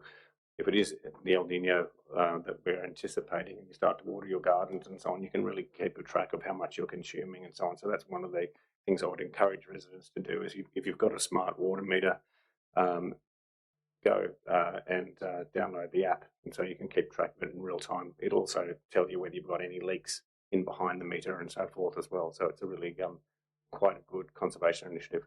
Thanks for raising it. Yeah. All right, councillors, let's... Could I just make one actual comment, which is the question which relates to what would happen if, as you expect will be the case, where 95 to 98% of the community are meeting their targets and well within their targets, and we have a small percentage who aren't. And this is really where I'd like the public to understand what percentage are not likely to be meeting their targets. And it's something that we can discuss later, so that we can maybe put out some information during the public consultation. Thank you. Okay, councillors, let's put this one to the vote. All those in favour? Thank you. I declare that one carried unanimously. Item 12.1 is the Kempsey Road status report. So this is a regular report. In this one, council is being asked to note the information contained within the report, as well as the information in the confidential attachments on the tender evaluation schedule. We have details from page 61 of the agenda and 297 of the attachments. Can I have a mover, please? Thanks, Councillor Redwood. Second to Councillor McMichael. Councillor Redwood, as our council delegate on that group, anything you wish to say? Thanks, Mr. Mayor. Well, things are getting very close to a tender being awarded, so we've got some important it's finalisation to make, and as a councillor group in the next meeting as well. So But yeah, note the report and onwards and upwards. Thank you. Councillor McMichael. Just that it's great work by the group and fantastic. Thank you. All right, councillors, if there's no one else wishes to speak, let's put this one to the vote. All those in favour? Thank you. I declare that carried unanimously. Item 12.2 is the awarding of a contract. So it's this report seeks endorsement to award Eco Planning Proprietary Limited the contract to undertake biodiversity development assessment reporting as part of the wider ARC water security project. We have details from page 66 of the agenda and also contained in the closed attachments. The recommendation on the screen sets out the steps involved. Could I have a mover, please? Thanks, Councillor Imad. A seconder? Thanks, Councillor Witters. Councillor Imad, anything to say on this?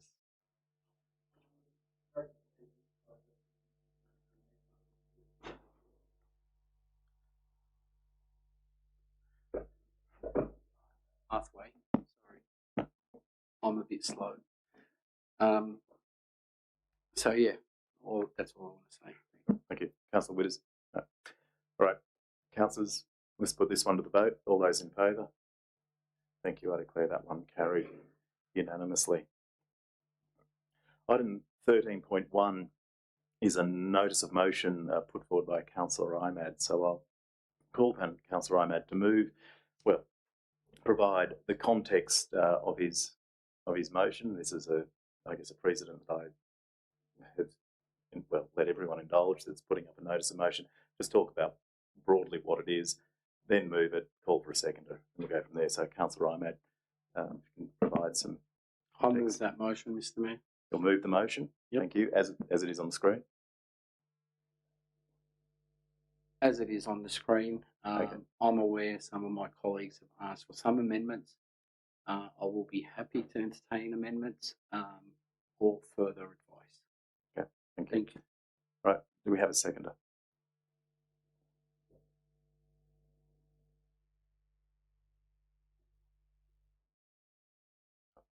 Yeah, you were seconded, Councillor Red. Okay. Councillor Redwood seconds the motion. We're now live. Councillor Ahmed. Thank you, Mr. Mayor. Apologies, I'm speaking slow. I just got to accommodate my heartbeat.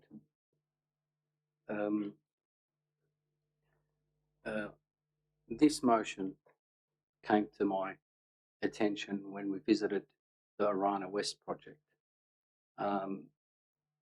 During that visit with yourself, I believe, and my colleague, Councillor McMichael, we've heard of an issue of some contractors being not able to get on the job after investing a fair bit of money to try and get onto the contract, and they were excluded. The talk was of a certain union moving in and doing their usual part.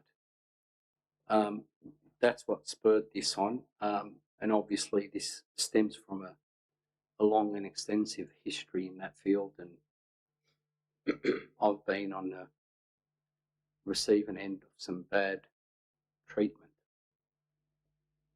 Now, my concern is if this renewable energy was to eventuate, we've got to look after our ratepayers. We've got to prioritise our local trades, and they haven't been around for a bit now, and I know the industry well and the requirements.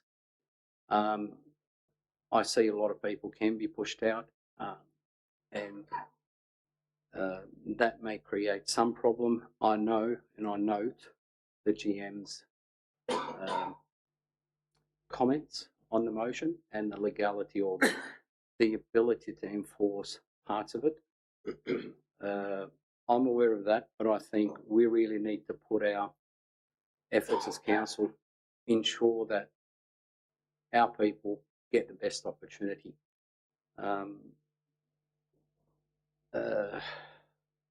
It can be argued that the unions are there for everyone and for the workers.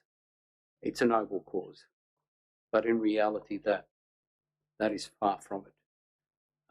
We've all seen the news in recent times. We've seen the Royal Commissions. That doesn't bode well if they move in. I can speak if you want to hear. I know people are not happy with it, struggling to get a seconder. But I do understand this motion has received a fair bit of commentary. There's been some feedback. So obviously the community are looking for leadership, and not having this motion heard would not reflect nicely, to put it lightly, on us. Now, whether I can get it in its current shape or form, that's a different matter. But for those that are union supporters and think of it as a noble cause, I will only speak from my experience.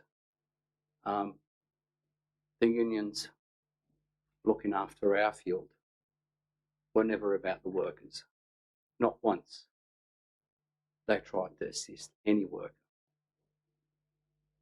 I stated prior to the Royal Commission, it was all about how much money I could pay. The only return was that I allowed them to give public speeches on my sites for my opposition. Business is business. I allowed that to happen. Not once they were concerned about the workers. And I've used them when I needed to for my own purposes. I'm aware that I used to provide them with memberships. I sign up individuals without their knowledge, and they go on. As an employer, I get preferred options, and this is exactly what I'm trying to bring to the attention. So we need to protect our workers. Those that might come from outside may be doing exactly what I was doing. I know now it's illegal to get members, an employer to join members, or joining CBUS. That's another way to get you to do them favours. They also went after my employees at one stage and requested, just looking at the clock, are we down to 5 minutes now under the current rules, or is it unlimited? The newest one. Strap yourselves in. Sorry, as I said, I'm fairly slow. I'm not feeling well. The employees were approached and asked to join a union. This is following the Royal Commission. They said, we'll get you each between $4,000 and $5,000. They were given the union membership without my knowledge. Those people came to me. Now, this was all caught up in an investigation. No doubt about what I'm saying. It's all recorded for a matter that went to the High Court. That was a lie. They solicited union membership illegally. Now, all I'm trying to do is highlight that our people in our region do not face the same corruption that does happen. Now, I'm not accusing every union. It happens to be a particular union that I have the experience with. This motion is to bring that awareness that whatever we could do to our tradies, we put it on the table and we do it to protect them. Now, as I said, I acknowledge the GM's comments that we may not be able to do much, but I want to be seen as trying. As a council, we're looking after our ratepayers. Thank you, Mr. Mayor. Thanks, Councillor Ahmed. Councillor Redwood as the second or anything to. Thanks, Mr. Mayor. I think, well, I understand the notion of the motion here, and I believe I support notionally what you're trying to do, but I'd like to make a suggestion that we maybe defer this item to a future meeting and work through to put it together into something that's maybe more palatable for everyone, but that's just a suggestion from me. Thanks. Thanks, Councillor Redwood. Councillor Gadders. Yeah, thank you, Mr. Mayor. Look, I believe in the ethos of this, Eli. I think having something targeted towards local jobs in terms of what's ahead of us is great. However, I'd like to bring to everyone's attention the General Manager's comments on the back of this suggested motion and the potential that it's going to create legal, industrial relations and some reputational risk for council. So I'm not saying that I don't want this particular motion to move forward. I would also suggest that we defer it, have people look over this. We don't have a deadline here. This is a motion out of the blue. There is nothing to say that perhaps if we deferred this for a month, tidied it up a little bit and lowered the liability of council, then we could move forward. That'd be my suggestion. Thanks, Councillor Gadders. Councillor Robinson. Well, I would just like to foreshadow a motion, which is basically the comments of the General Manager, that Council requests a report from the General Manager after he has been briefed by Energyco on how they will approach the lawful and practical options available to encourage, monitor and report on local employment, training, apprenticeship and procurement outcomes associated with renewable energy projects. So that's a foreshadowed motion. So if this motion is lost, then that would be debated. Thank you. Thank you, Councillor Robinson. Councillor McMichael. Working for people can be actually quite difficult, and it's good to have people behind your backs, and the unions have been there for all kinds of people. And even when you're not a union member, you can actually ring them up and say, this is what's happening to me, this is what's going on. The unions have fought for equal pay. The gender gap for women is currently, it's getting better. It's got better over the past 4 years over the Labor government, but it's still not 100%. It's about 94 cents in the dollar for every dollar that a man gets. 94 cents, women get 94 cents. Unions have fought for that. They've also fought for things like health and safety, so that we don't fall over things and stay at work for 100 hours a week. They fought for nurses who kept us going through COVID, for teachers who stayed at work during COVID and kept children going and kept families going. Unions have been helping us do things for hundreds of years. Bill Kelty and Paul and Bob Hawke got together in 1983 and got the Accord going. They sat around a table and said, what's wrong? And they sat around for ages and talked about how the workers and the bosses could get together, and they talked about how people could get together. Okay? And it's not about yelling at each other. It's not about saying this is right, this is wrong. They sat around and talked and they got an accord. And the accord worked well for a number of years. Unions have been helping workers and the community and the country and the nation for much longer than this council has been. I am opposed totally to this motion. I understand the intent, but I'm opposed to this motion. And I agree absolutely with my colleague, Councillor Redwood, that we should take it off the table, get rid of it, and things. If you go home at night, okay, if you get paid, okay, if you got the weekend, okay, there's plenty of people who work hours and hours and hours, and I get it, okay, but if you go home for the weekend, thank a union. Councillor Witters. Yeah, As a fellow AF sufferer, Councillor Ahmed, I was going to direct these questions to you, but I know how the brain gets after an episode, so I'm going to try and see whether I can get around that and give you a break.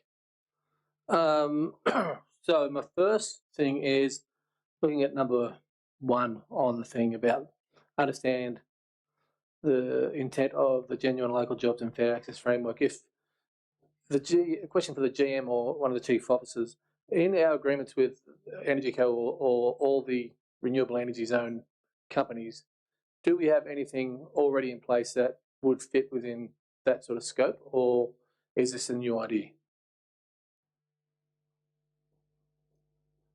Thank you, Mr Mayor, through you. Thanks, Councillor Witters. We really, in terms of the relationship with Energy Co, it's very early on. We haven't really got to that point yet. There's been steering committees and groups formed that are starting to have these types of discussions. Just about how to maximise local employment, what that might look like. But I think we've got to be, we've got to probably look at it through a slightly different lens. And if you even look at our procurement guidelines now and the way we go to tender and all of those sorts of things, often the job will be too big for a local contractor to do. It's about how those external contractors might be able to engage local labour and what that might look like. But it's to directly to your question, it's early days in terms of those discussions. But when the time comes, we are working closely with local business, local partners, Energy Co, as really that governing body, for want of a better phrase, to really see what they're going to do and how we can piggyback successfully off that process. All right. So that's a good point. You mentioned procurement and tenders. Council would have no jurisdiction or no authority to determine whether Energy Co or any of the other renewable energy zone businesses, how they determine and do that process, would they? It's because I wrote down commercial in confidence, but I don't think that fits. If it does fit, I meant it. Thank you, Councillor Witters, Mr Mayor. I mean, only to the extent exactly what we do now. We've got a local council adopted procurement policy. There's a weighting towards locals, essentially. There's a weighting towards those that actively engage in Aboriginal employment and those sorts of things. So, when we're determining, and even the larger projects, let's just take the Kempsey Road tender that's gone out, part of that tender ensured that the procurement issues and the local procurement issues that Armidale Regional Council have were adhered to and were part of any assessment process. So there are ways and means of doing that. We do that now to ensure fair game for our region and our local contractors as very best we can. We couldn't dictate to another organisation or another company or another business on how to do it, basically, because they run their business within our local government area, could we? We can't dictate to them, but there'll be aspects of their tender, for instance, which might be marked down. Let's say there's a 10% weighting for 10% local weighting component. They might only get 2 or 3% instead of 10% if they haven't engaged local labour. So there are ways and means that we can measure, but it's not the sole thing. We've got to look at it more holistically. So just let me go through my notes, see if I've got any more questions for you guys before I chat.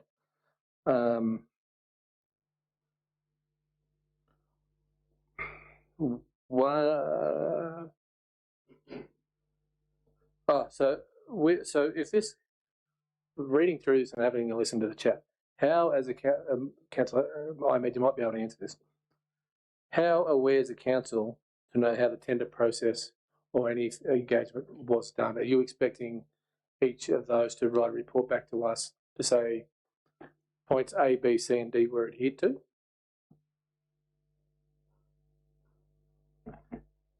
They can report back, and that would be a mechanism to see if they've followed what we want them to do. Now, as you may be aware, we negotiate those agreements with all these companies.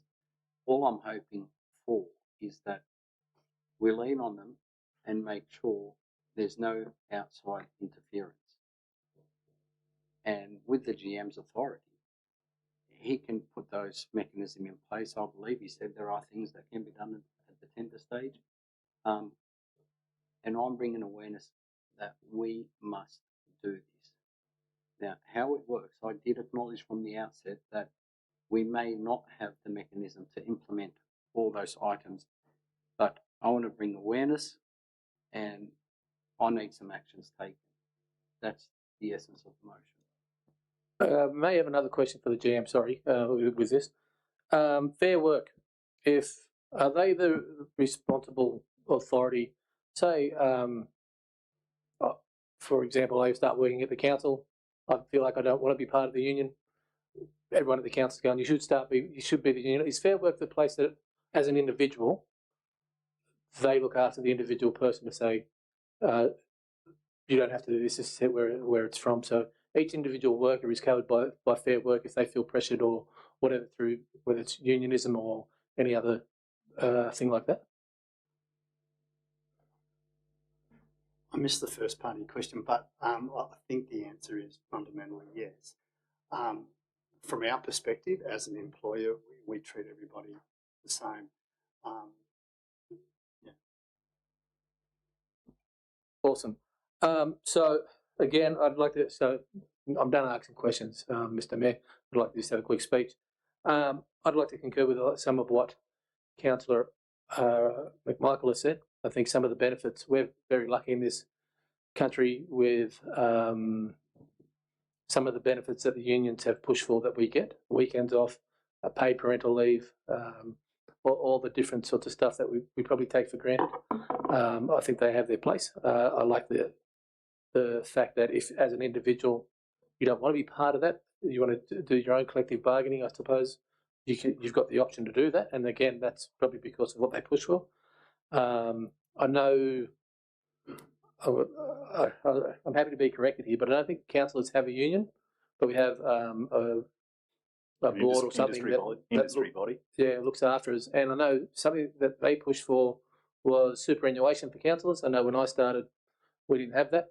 So that then again is a body that represents councillors pushing for more benefits for them. So there is plenty of benefits that comes out of organised groups like unions, like boards, whatever it is. But in regards to this motion, I can't support it. I can't even support a deferral to it. I think there's no, looking at the GM's comments, I think they provide some sensibility to this whole thing. And I would be against the motion as it is. Thank you. Councillors, any other comments? Right, that time of the day, let's put it to a vote. All those in, sorry. Oh, you can speak. Thank you, Mr. Mayor. I do concur with my colleagues, and as my colleague Councillor Gatter said, there's no urgency. As long as the attention is there, I'm happy to defer it. In relation to some of the comments, no, the unions are not all the time for the people. They're there for the people that pay them. When I stopped the cash payments, I lost the contract and they brought their own union guy to the site. That's not working for the people, that's working for the money and the cash. And I'll end up with Craig Thompson. I wonder if the best way then to do that defer is you change your motion to defer it and see if your seconder. I'm happy to defer it, Mr. Mayor. A seconder? Yep, happy with that. All right, the motion will become something as simple as this. This will be deferred and workshop and come back in due course. Right. All those in favour? Those against? I declare that carried 8-1. Thank you. We do have well,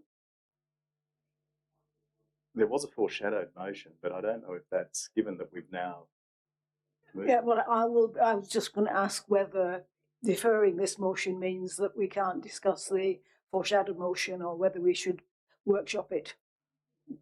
I think if we're to follow the bouncing ball of the meeting, the motion fundamentally changed. It was voted on. Your foreshadowed was in the event that a motion was lost, and it wasn't lost; it was carried. It's complicated.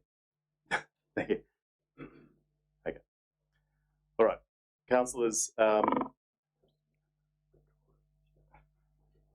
So, Councillor Robinson, just to make this all get tied into a nice bow, could you maybe just move to withdraw your foreshadowed?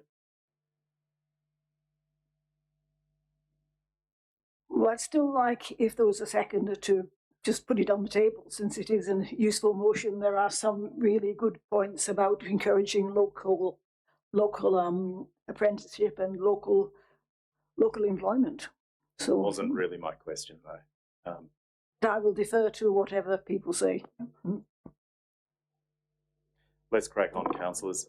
Item 14.1, the Local Transport Forum, minutes 28th of July 2026. The recommendations include changes in traffic arrangements, the CBD for the Creative Streets Festival. So we have details on page 73 of the agenda and 304 of the attachments. Could I call for a mover, please? Which is Councillor McMichael. Seconder, Councillor Witters. Councillor McMichael, anything to say? I'm seriously looking forward to the Creative Streets Festival in October. I think we all are. Councillor Witters? All right, councillors, let's put this to a vote. All those in favour? Those against? Thank you. I declare that one carried unanimously. And the last item on today's agenda is item 15.1, the Shared Pathways Consultation. So this is a question on notice from Councillor Robinson, where Council being asked to note the responses. We have details from page 76 of the attachments. Councillor Robinson, do you want to just move it and say a few words?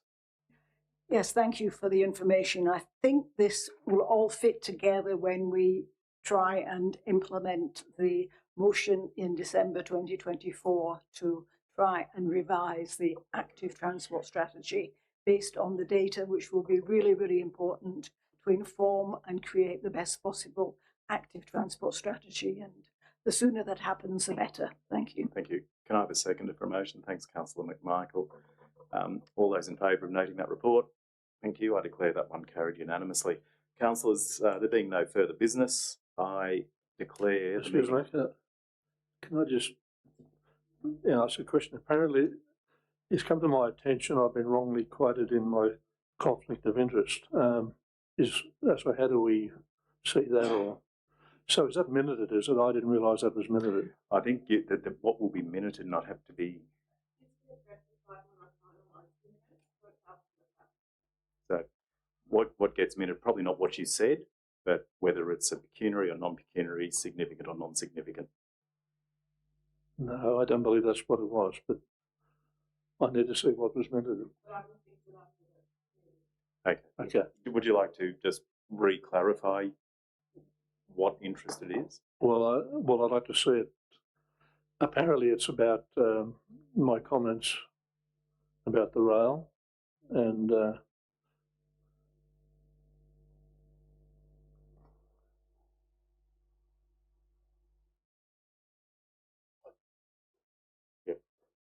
Mr. Mayor, if it helps, Councillor, would you? Let's just switch that on, Councillor Tate. Sorry. I can tell you what I heard you say, and that was you were declaring a pecuniary interest in 10.3 because you had business interests around an abattoir interest that was going to rely on the rail. You were declaring a pecuniary interest. The Mayor said, and you intend not to vote, and you said, I intend not to vote. The only thing that should have happened was you, next time, we could take this offline, but you shouldn't be in the chamber for the discussion. But that's what I heard. That's what I've recorded. Thank you. So looking at that, Councillor Tabor, is that accurate? Oh, was that accurate? Anyway, we can update that. Okay, councillors, I now declare the meeting officially closed at 5:45.